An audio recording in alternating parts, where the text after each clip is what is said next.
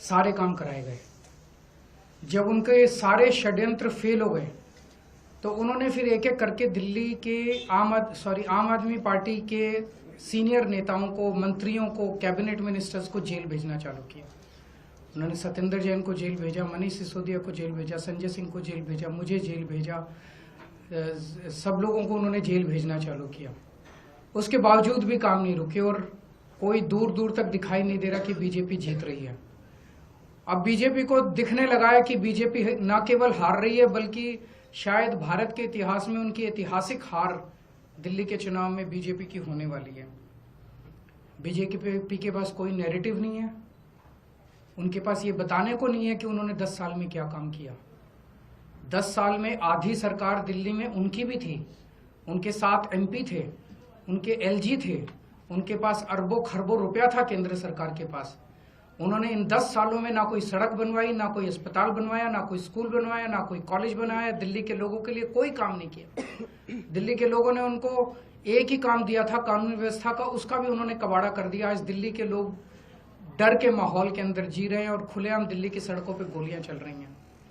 तो ना उनके पास कोई नैरेटिव है, वो ये नहीं बता पा रहे उन्होंने 10 साल में क्या काम किया।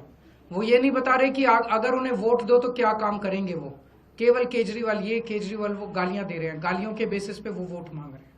उनके पास कोई सीएम चेहरा नहीं है, उनके पास कोई कैंडिडेट्स नहीं है, उनके पास कोई एजेंडा नहीं है चुनाव लड़ने के लिए।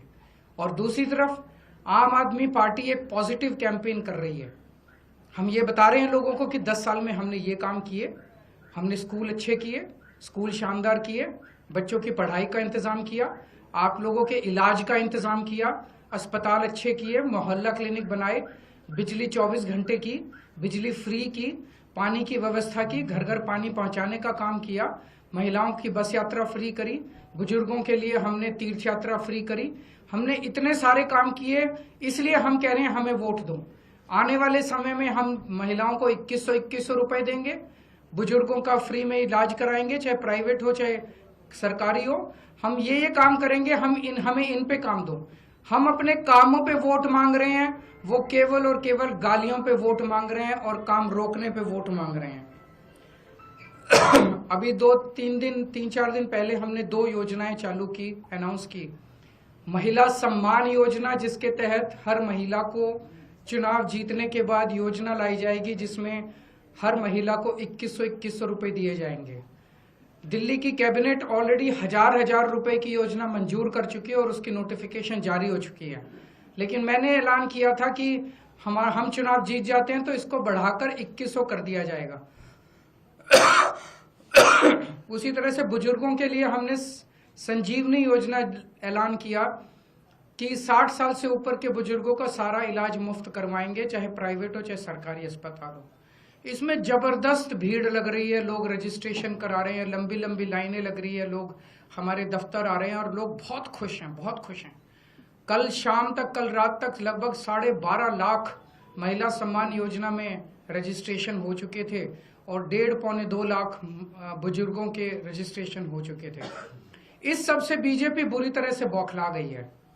और अभी 3 या 4 दिन पहले हमें अपने सूत्रों से पता चला है कि ईडी, सीबीआई और इनकम टैक्स तीनों एजेंसीज की मीटिंग हुई है और उस मीटिंग में ऊपर से आदेश आए हैं कि कुछ भी फर्जी केस करके दिल्ली की सीएम आतिशी जी को गिरफ्तार किया जाए।